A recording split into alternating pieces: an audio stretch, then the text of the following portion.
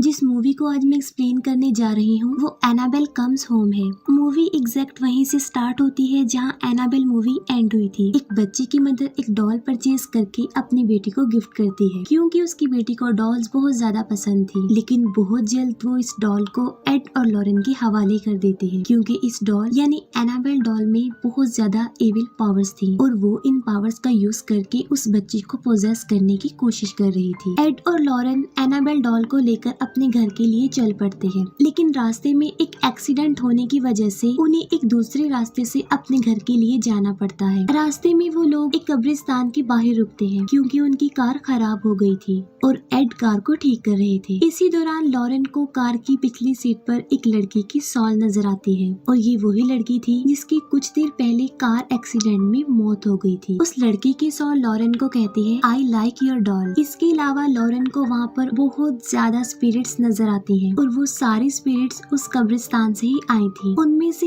एक spirit add को सड़क के बिल्कुल बीच में धक्का देती है ताकि सामने से आने वाले ट्रक के नीचे आकर एड की मौत हो जाए, लेकिन एड किसी तरह खुद को बचा लेते हैं और यहाँ पर एड और लॉरेन समझ जाते हैं कि ये सब कुछ एनाबेल डॉल कर रही है और इसीलिए वो लोग बगैर कोई देरी किए उस डॉल को लेकर अपने घर आ जाते हैं। एनाबेल डॉल को घर लाते ही वो लोग उसे अपने म्यूजियम में लेकर जाते हैं जहाँ पर उन्होंने अपनी केसेस से जुड़ी हुई बाकी चीजें भी रखी थी और वो सारी चीजें किसी तरह की डीमंस और एविल पावर्स की मालिक थी। एनाबेल डॉल को वो लोग एक चेयर पर रखते हैं और एनाबेल डॉल की वहाँ मौजूदगी से अजीबोगरीब होने लगता है, जैसे कि घड़ी का उल्टा चलना और बाकी चीजों की मूवमेंट, जो कि काफी अजीब था। और इसीलिए वो लोग एनाबेल डॉल को एक फादर से ब्लेस्ड करवाते हैं और उसे एक शीशे की बॉक्स में बंद कर देते हैं जो कि चर्च से मंगवाया था। यहाँ पर हमें एनाबेल डॉल की पावर का पता चलता है, यानी वो हर तरह की स्पिरिट्स, चाहे वो अच्छी हो या बुरी, उन्हें अपनी तरफ अट्रैक्ट करती है और उनसे अपने विक्टिम पर अटैक करवाती है। इसके बाद हमें एक साल बाद का सीन दिखाया जाता है जहाँ एड और लॉरेन की बेटी जोडी दिखाई जाती है जो कि अपना ब्रेकफास्ट लेती हुई न्यूज़पेपर में एक न्यूज देख रही थी। उस न्यूज में एड और लॉरेन के बारे में बताया गया था। लोग उनके बारे में कह रहे थे कि ये लोग फेक हैं और वो पैसों के लालच में डेमन फोर्सेस से लड़ने का ड्रामा करते हैं। और यहाँ पर एक क्वेश्चन भी पूछा गया था कि क्या ये हीरोज हैं या फिर हॉक्स। स्कूल में भी जूडी को बाकी बच्चे उसके पेरेंट्स को लेकर काफी परेशान करते थे और यही वजह है कि जूडी का कोई भी क्लोज फ्रेंड नहीं था। नेक्स्ट मॉर्निंग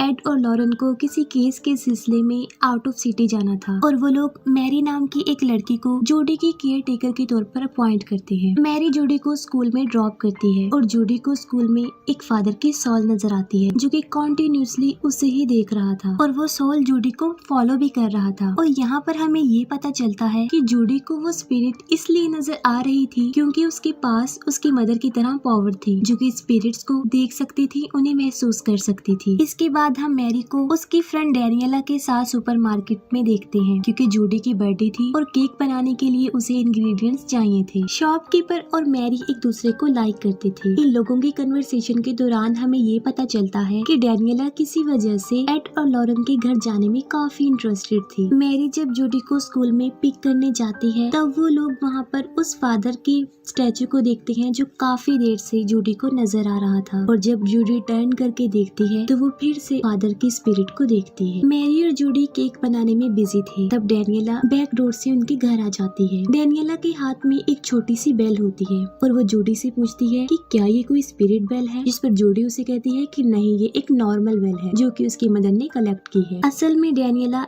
एड और लॉरेन के काम में काफी इंटरेस्टेड थी और वो उनके घर को एक्सप्लोर करना चाहती थी और इसीलिए वो जूडी को रोलर स्केट्स गिफ्ट करती है। तब जूडी और मैरी घर से बाहर जाते हैं और डैनियला घर में अकेली होती है और उसे घर को एक्सप्लोर करने का मौका मिल जाता है। डैनियला वॉरेन के म्यूजियम को ओपन करने की कोशिश करती है लेकिन उसका डोर लॉक था और फिर वो डोर के बाहर से ही स्पिरिट से कांटेक्ट करने की कोशिश करती है लेकिन फिर भी कोई फायदा नहीं होता और डोर नहीं खुलता। वो उस दरवाजे की चाबी को ढूंढते हुए एड के ऑफिस में पहुंच जाती है और एक पिक्चर के पीछे डैनियला को उस म्यूजियम की चाबी मिल जाती है और वो उस चाबी से उस म्यूजियम के दरवाजे को खोल देती है। डैनियला का यहाँ पर आने का मकसद ये था क्योंकि वो अपने फादर जो कि मर चुके थे उनकी सोल से कांटेक्ट करना चाहती थी और जाहिर है इस म्यूजियम से बेहतर जगह और कोई नहीं हो सकती। और इसके बाद वो म्यूजियम के अंदर चली जाती है। डैनियला म्यूजियम में रखे हुए आर्टिफैक्ट्स को टच करती है और इसी दौरान एनाबेल डॉल उस शीशे की बॉक्स में ही गिर जाती है। अब हालांकि हालांकि उस ग्लास बॉक्स पर वार्निंग लिखा था, लेकिन इसके बावजूद डेनियला ग्लास बॉक्स का दरवाजा खोल देती है। बस ऐसा होते ही जूडी का बर्थडे केक जलने की वजह से फायर अलार्म एक्टिव हो जाते हैं और डेनियला ग्लास बॉक्स को लॉक किए बगैर ही वहाँ से भाग जाती है। यहाँ पर हमें इस बात का अंदाजा हो जाता है कि एनाबेल डॉल जो कि अब बिल्कुल आजाद हो चुकी थी और वो अपने एविल पावर्स का यूज करके अब कुछ भी कर सकती है। और तभी डोरबेल बजती है। मैरी जब दरवाजे के हॉल से देखती है तो बाहर कोई भी नहीं होता, जिस पर वो काफी हैरान हो जाती है। लेकिन मैरी दरवाजा खोल देती है और वहाँ पर उसे एक बच्ची नजर आती है जो उसे कहती है कि उसने एनाबेल डॉल से खेलना है। और फिर तभी अचानक से वो बच्ची वहाँ से गायब हो जाती है, जो कि जाहिर है हैरान कर देने वाला मंजर तो था ही। डेनियला को अपने फादर की सॉल नजर आती है और वो उन्हें फॉलो करते हुए घर के अंदर चली जाती है। जूडी भी डेनियला को फॉलो करते हुए घर के अंदर चली जाती है, जहाँ जूडी को एक रूम में एनाबेल डॉल एक चेयर पर बैठी हुई नजर आती है और वहाँ पर अजीबोगरीब होने लगता है। और बेड के नीचे जूडी को एक नोट मिलता है जिस पर लिखा होता है मिस मी और साथ में क्वेश्चन मार्क। और वहीं पर जूडी को एक शैडो चलता हुआ नजर आता है और तभी अचानक से दी ब्राइड जूडी के सामने आ जाती है और एक चाकू लेकर जूडी पर अटैक करने लगती है। जूडी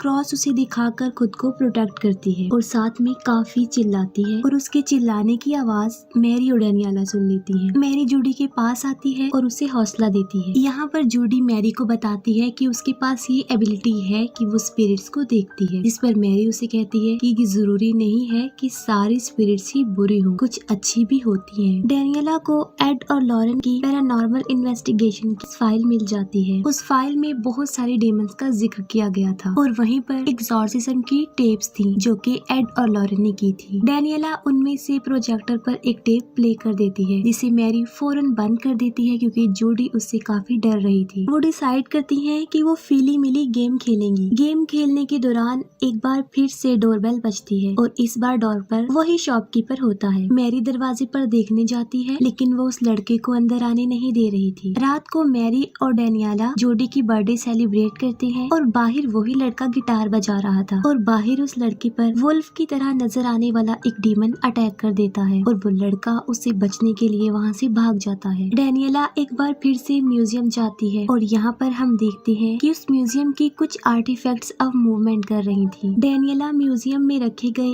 एक ब्रेसलेट की मदद से अपने फादर की सोल को बुलाने की कोशिश करती है और वो इसमें कामयाब हो जाती है और वो अपने फादर की सोल को एक मिरर में अपने पीछे देखती है तो अचानक से एक डीमन बनकर उस पर चिल्लाते हैं। डेनियला वहाँ से भागने की कोशिश करती है लेकिन अब वो अंदर ही बंद हो गई थी क्योंकि वो दरवाजा नहीं खुल रहा था। और यहाँ पर हमें ये पता चलता है कि वो उसके फादर की सोल नहीं थी बल्कि कोई डीमन सोल थी। इसके बाद दूध से भरा हुआ ग्लास टेबल पर अपने आप ही मूव करता हुआ नीचे गिर जाता है और तभी टेप रिकॉर्डर भी अपने आप बजने लगता है और तभी हम एनाबेल डॉल को जूडी के साथ देखते हैं। म्यूजियम में डेनियला एक टीवी को देखती है जो कि इस बात को इंडिकेट कर रहा था कि नेक्स्ट डेनियला किस डायरेक्शन में देखेगी। मैरी को घर में बहुत सारे कॉइन्स मिलते हैं और तभी अचानक से उसे वहाँ पर एक डीमन नजर आता है जो कि कॉइन्स डीमन था और वो मैरी पर अटैक करके उसे इधर उधर घसीटता है। लेकिन इससे पहले कि वो मैरी को जान से मार डालता, मैरी एक लाइट ऑन करके जूडी के रूम की तरफ भाग जाती है। जूडी को अपने रूम में अपने ब्लैंकेट में एनाबेल डॉल नजर आती है और तभी हम एनाबेल डॉल को रोटेटिंग लाइट के शैडो में देखते हैं जो कि बहुत सारे डीमंस में बदलती जाती है और एंड में एक बहुत खतरनाक डीमन में तब्दील हो जाती है और जूडी पर अटैक कर देती है। लेकिन बिल्कुल ठीक वक्त पर मैरी दरवाजा खोलकर जूडी को बचा लेती है। मैरी एड और लॉरेन को कांटेक्ट करने की कोशिश करती है लेकिन दूसरी तरफ लॉरेन की आवाज में कोई डीमन बोल रहा था। डीमन कहता है कि वो एनाबेल से बात करना चाहती है और एनाबेल को इन लोगों की सॉल चाहिए और घर में लगी बेल्स अपने आप ही बजने लगती हैं। तभी फौरन मैरी और जूडी भी म्यूजियम में पहुंच जाते हैं। तभी अचानक से म्यूजियम में रखा गया टाइपराइटर अपने आप ही चल पड़ता है और वहाँ पर सिर्फ एक ही वर्ड टाइप हो रहा था और वो था मिस मी। वो तीनों किसी तरह बड़ी मुश्किल से म्यूजियम से बाहर आ जाती हैं लेकिन बाहर आकर मैरी को सांस लेने में प्रॉब्लम हो रही थी क्योंकि उसे अस्थमा का प्रॉब्लम था। मैरी का इनहेलर बाहर कार में था और जूडी उस इनहेलर को लेने के लिए बाहर जाती है और तभी बाहर जूडी जोडी पर वुल्फ डीमन अटैक कर देता है, लेकिन बिल्कुल ठीक वक्त पर वो शॉपकीपर वहाँ पर आकर वुल्फ डीमन पर अटैक करके जोडी को बचा लेता है। फिर हम देखते हैं कि दी ब्राइड डैनियला को पोजेस कर चुकी थी और डैनियला दी ब्राइड का ड्रेस पहनकर पूरी तरह पोजेस हो चुकी थी। अब इन सारी मुसीबतों से बचने का उनके पास सिर्फ एक ही हल था, वो ये कि अगर वो दोबारा से एनाबेल डॉल को शीशे के उसी बॉक्स में रख दे। लेकिन एनाबेल डॉल का तो कुछ अता पता था ही नहीं कि वो कहाँ गई है। और एक बार फिर से हम उस फादर की स्पिरिट को देखते हैं जो काफी देर से जोडी को नजर आ रही थी और वो गाइड करके जोडी को घर की उस तरफ ले जाते हैं जहाँ पर एनाबेल डॉल थी। और यहाँ पर हमें पता चलता है कि उस फादर की स्पिरिट अच्छी स्पिरिट थी। और यहाँ पर ये बात भी साबित हो जाती है कि सारी स्पिरिट्स बुरी नहीं होती, उनमें से अच्छी भी हो सकती है। मैरी और जोडी फीली मिली गेम की मदद से